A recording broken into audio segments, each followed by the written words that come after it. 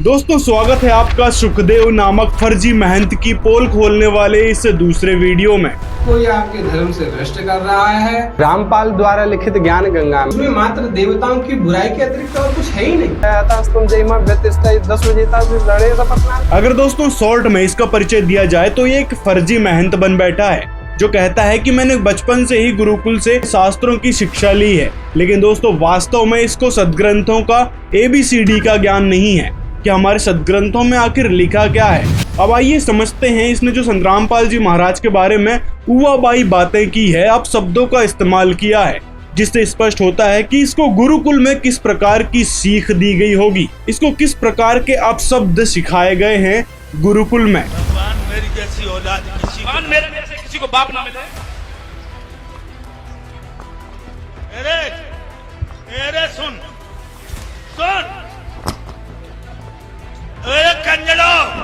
कंजड़ो मेरी नाक कटवा रहे इन लोगों के सामने। ये तुम करवा रहे सब, ये तुम्हारी देन है। यदि ये सच में ये स्कूल गया होता, कॉलेज गया होता, तो इसको पहले तो शब्दों की मर्यादा सिखाई जाती, उसके बाद बड़ों का आदर कैसे किया जाता है वो सिखाया जाता। लेकिन अपने आप में ये गौलोक नाम के आश्रम का स्वयंभू महंत बन बैठा है। तो इस प्रकार इसने अपना एक धंधा जमा लिया धर्म के नाम का, और यही सीख इसको गुरुकुल में दी गई थी कि भाई यहाँ से सीखो और बाहर जाके अपने इस व्यापार को आगे बढ़ाओ, जितना कमा सको कमाओ, प्रवक्ता बन जाओ, कथावाचक बन जाओ। तो उसी को लेकर ही अपने आप को स्वयंभू महंत मान बैठा है, जबकि इसको भक्ति मार्ग का ABCD का ज्ञान नहीं है कि हमारे भगवानों ने क्या कहा है भक्ति के विषय में, किस प्रकार उनकी भक्ति करना चाहिए, किस मंत्र का जाप करना चाहिए जिससे वो लाभ देंगे, इस चीज का इसको कोई ज्ञान नहीं है। अब आइए आपको दिखाते हैं श्रीमद् देवी भागवत महापुराण के अध्याय 9 से, जहाँ पर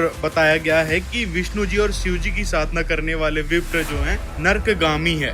देवी भागवत महापुराण में यहाँ पर लिखा है कि वेद के द्वारा कहीं भी विष्णु की उपासना तथा विष्णु दीक्षा नित्य नहीं कही गई है। उसी प्रकार शिव की भी उपासना तथा दीक्षा नित्य नहीं कही गई है, किंतु गायत्री की उपासना सभी वेदों के द्वारा नित्य कही गई है। अब यहाँ पर जो गायत्री शब्द आया है ये कोई गायत्री देवी के बारे में नहीं है। यहाँ पर जो गायत्री लिखा है उसका अर्थ है जो जपा जाए वह उद्धार करे, और वह क्या है, वह एक वैदिक मंत्र है। यहाँ पर गायत्री शब्द का अर्थ वैदिक मंत्र से है। यहाँ पर कोई गायत्री माता की बात नहीं हुई है, कहीं गायत्री माता को लेकर बैठ जाओ। इसी प्रकार अब आगे पढ़िए, यहाँ पर लिखा है उन गायत्री के बिना विष्णु तथा शिव जी की उपासना में संलग्न रहने वाला विप्र यानी ब्राह्मण जो आप जैसे महंत बन बैठे हैं, वह विप्र सब प्रकार से नरकगामी होता है। तो यहाँ पर वेद मंत्रों के अलावा जो भक्ति करते हैं विष्णु की तथा शिव की उपासना करते हैं, वह विप्र यानी ब्राह्मण सब प्रकार से नरकगामी होता है। तो यहाँ से आप समझ सकते हैं देवी भागवत महापुराण के इस प्रमाण से कि आप जो विष्णु जी और शिव जी की उपासना करते हो तो आप नरकगामी होने वाले हो, और इस बात को ये इनकार भी नहीं कर सकता। भगवान रण छोड़ के भाग गए तो बताओ उस समय उन्होंने क्षत्रिय धर्म को त्याग दिया कि नहीं त्याग दिया? अरे उसको कूटनीति कहते हैं, उसको राजनीति कहते हैं। लेकिन भगवान श्री कृष्ण तो मर्यादा बनाई है तो मर्यादा की रक्षा भी तो करते हैं। तो भगवान श्री कृष्ण इसलिए भाग गए थे क्योंकि युद्ध करते तो उसको जीत नहीं पाते। तो इससे ही स्पष्ट होता है कि कृष्ण जी समर्थ शक्ति नहीं है, वो भी कर्म बंधन में बंधे हैं, जबकि वह पूर्ण परमात्मा जिनके बारे में गीता अध्याय 18 श्लोक 62 में बताया गया है, श्लोक 66 में बताया गया है, वह परमात्मा जिसका मंत्र गीता अध्याय 17 श्लोक 23 में बताया गया है, ओम तत्सत, वह परमात्मा है अजरो अमर अविनाशी जिसे सच्चिदानंद घन ब्रह्म कहा गया है। तो वह परमात्मा सब प्रकार से समर्थ है जिनका नाम कबीर साहिब है, जिनकी भक्ति विधि संत रामपाल जी महाराज बताते हैं। भगवान श्री कृष्ण पर ब्रह्म परमेश्वर है, उन्होंने कितने लोगों को जीवित किया, अपने गुरु पत्नी के बेटे को जीवित किया, अपने बड़े भाइयों जो 6 भाई थे उनको जीवित किया, कितने लोगों को जीवित किया। प्रहलाद जी की प्रार्थना पर भगवान श्री विष्णु ने संडामर्क जो प्रहलाद जी के गुरु जी थे उनको जीवित किया। ये होते हैं पर ब्रह्म। अच्छा, तो फिर उन्होंने अपनी बहन के पुत्र यानी अभिमन्यु को क्यों नहीं बचाया, क्यों नहीं जीवित कर दिया? यदि कृष्ण जी परमेश्वर थे तो अपने सामने अपने कुल का ही विनाश होते कैसे देख सकते हैं? अपने कुल को क्यों नहीं बचा पाए दुर्वासा ऋषि के श्राप से? यदि कृष्ण जी सच में भगवान थे तो अपने माता पिता वसुदेव और देवकी को क्यों जेल में रहने दिया, क्यों इतना कष्ट सहने दिया? पहले ही बाहर निकाल चुके होते, जिसके कारण उनका बाहर ही जन्म हो चुका होता। जो जेल में पैदा हुए और अपने आप समस्त तारे वाले खुल गए और अपने भगवान बाहर आ गए हैं? वो भगवान है, तू भगवान नहीं। जेल तोड़ के चलो वो बाहर चले गए, फिर अपने माता पिता को तो जेल में ही रहने दिया, फिर क्या किया उन्होंने उनके लिए? इससे भी स्पष्ट होता है कि वो भगवान कितने लेवल के थे। और सबसे बड़ी बात, यदि कृष्ण परमेश्वर होते तो महाभारत का युद्ध होने ही नहीं देते, जिसके कारण कई सारे औरतों के पति मरे थे, उन सैनिकों के बच्चे अनाथ हो गए। तो युद्ध भी रोक सकते थे कृष्ण जी यदि परमेश्वर होते तो। वहां पर दुर्योधन की मानसिकता बदल देते, वो आधा आधा हिस्सा अपने पांडवों को भी दे देता, लेकिन वो विधि का विधान बदल नहीं पाए। जो होना था वो हुआ। यदि कृष्ण जी परमेश्वर होते तो कौरव और पांडवों के बीच जब वो जुआ हुआ था, जहां पर द्रौपदी को उन पांडव रूपी मूर्खों ने दांव पर लगा दिया था, तो कृष्ण जी उस जुए को भी रोक लेते कि भाई नहीं नहीं, ये सारे काम मत करो, ये गलत काम होते हैं। तो समझदार को इशारा ही काफी होता है कि ये श्री कृष्ण जी या फिर ब्रह्मा विष्णु महेश किस लेवल के भगवान हैं। तो उसी बात की जानकारी संत रामपाल जी महाराज ने उन किताबों में लिखी है, जो आपके हाथ में भी है, लेकिन अपनी दुर्बुद्धि के कारण उसको समझ नहीं पा रहे हो। बस अपना धूर्त वाला दिमाग लगाते जा रहे हो और अपनी कपोल कल्पित कहानियों में ही फंसे पड़े हो। एक बार निष्पक्ष होकर पढ़ो तो सही, क्यों अपने उस धंधे को बचाने के चक्कर में कर्म बिगाड़ रहे हो?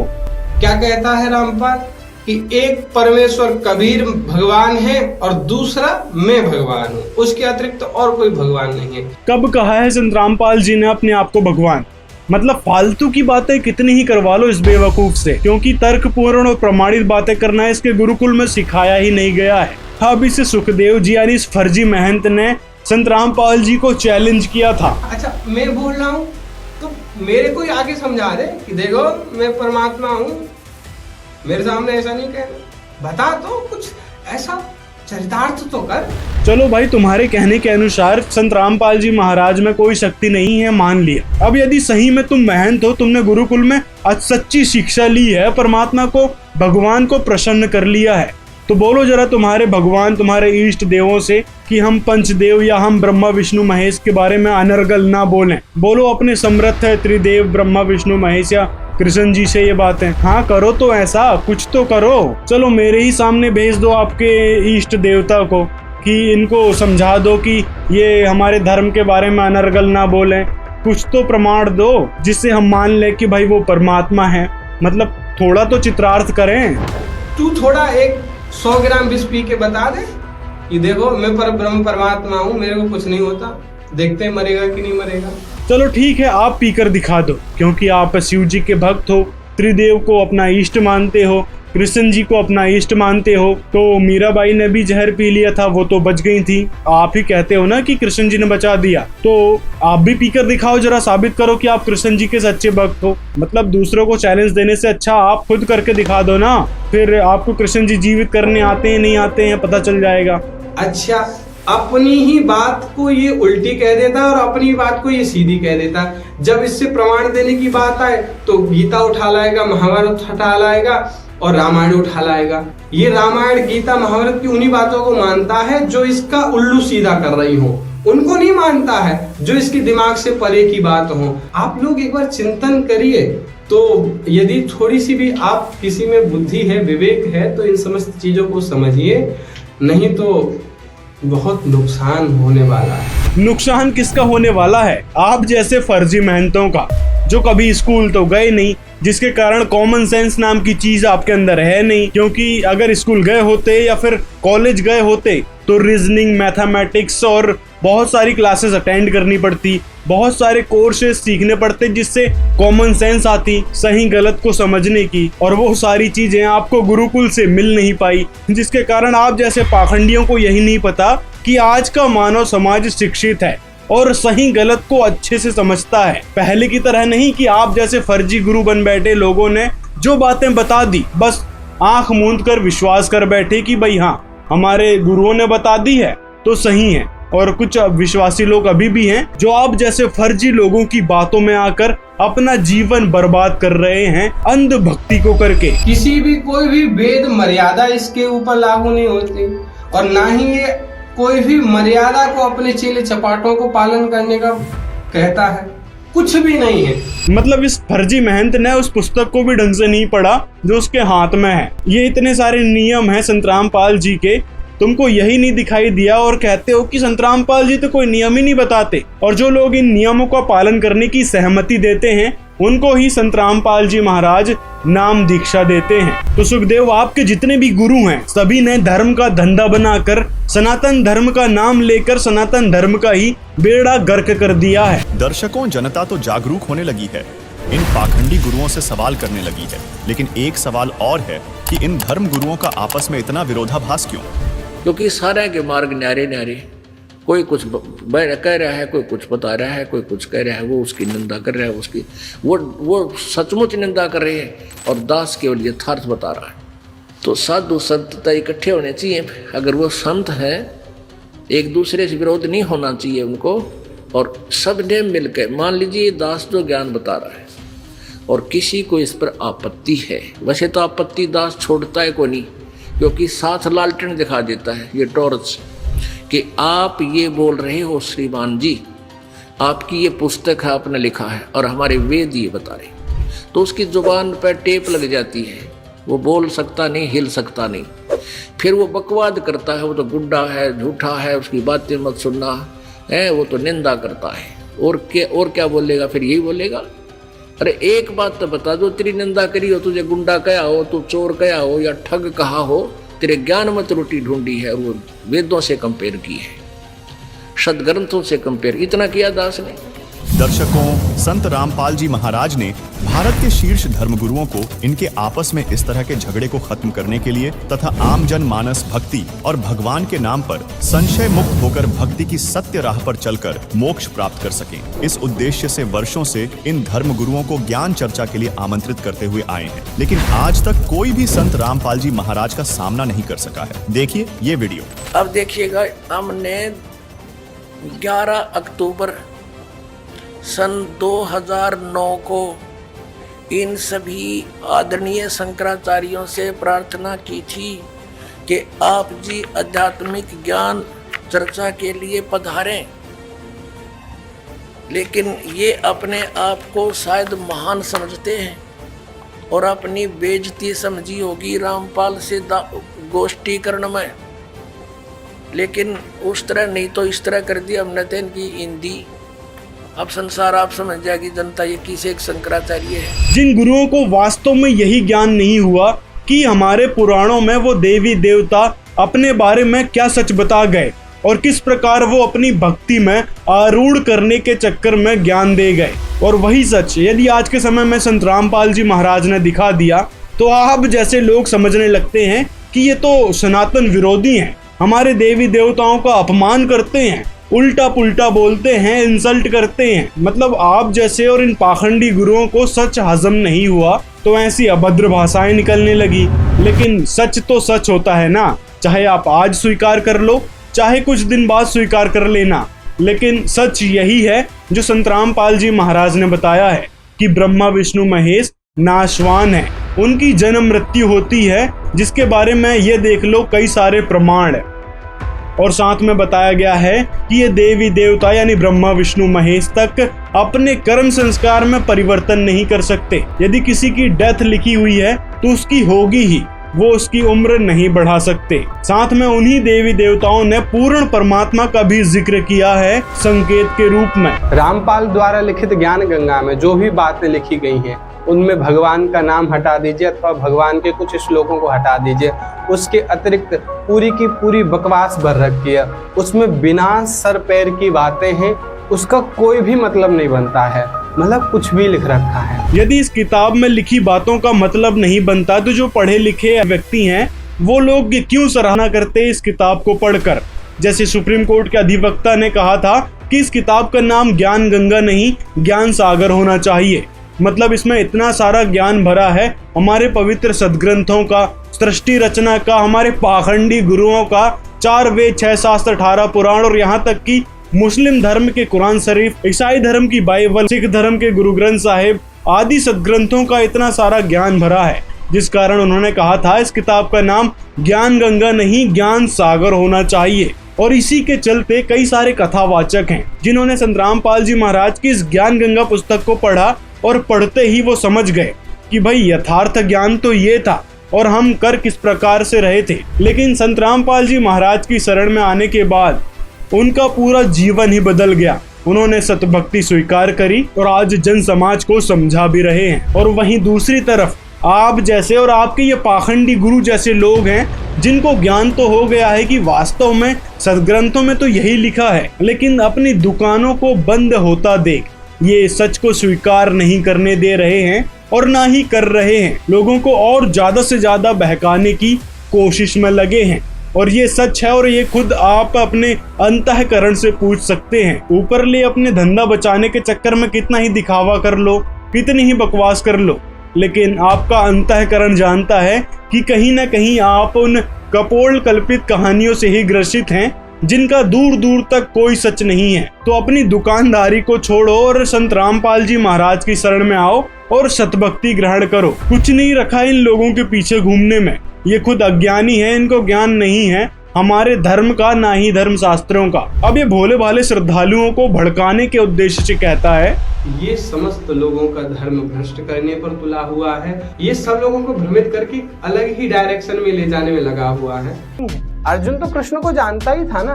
कृष्ण के इस स्वरूप को देखकर अर्जुन भयभीत हो गए और कहने लगे, हे प्रभु कौन हो? तो भगवान श्री कृष्ण कहते हैं कि मैं काल के स्वरूप में उद्यत हुआ हूँ, मैं इन समस्त लोगों को विनाश करने के लिए प्रकट हुआ हूँ। तस्मात् प्रमुत्तिष्ठे सुलभस्व जित्वा शत्रुन् भुङ्क्ष्व राज्यं समृद्धं मयि वैते नेता पूर्वमेव निमित्तमात्रं भव सर्वसाध्यं। ये भगवान श्री कृष्ण कहते हैं, द्रोणं च भीष्मं च जयद्रथं च कर्णं तथान्यनपि योधे वीरं मया हतास्त्वं जयिमा व्यतिष्ठा 10 विजेता रणे सपत्नान्। अगर काल है वो तो काल तो स्वयं ही सबको मार सकता है। बस करो, आपकी बस की बात है सिर्फ और सिर्फ बकवास करना, समझना नहीं। यदि आप ठीक से समझ रहे होते तो आपको समझ में आता कि जो बातें गीता जी में कही गई हैं वो बातें वास्तव में कृष्ण जी ने नहीं, काल ब्रह्म ने कही हैं। जो गीता अध्याय 11 श्लोक 32 में कहता है कि अर्जुन मैं अब प्रवर्त हुआ हूँ, मैं बढ़ा हुआ काल हूँ। अब वहां भी आप अपनी दुर्बुद्धि लगाते हो।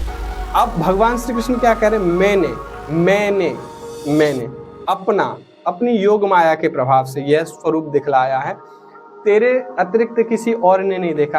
अब ये गधा कहेगा कि विराट स्वरूप सभा में तो दिखाया था। तो भगवान क्या कह रहे हैं? इस श्लोक को पढ़ो तो सबका आदि सीमा रहित वो जो विराट स्वरूप दिखाया था भगवान ने, वो थोड़ा भिन्न था। हाँ, तो दुर्बुद्धि लगाना छोड़ो।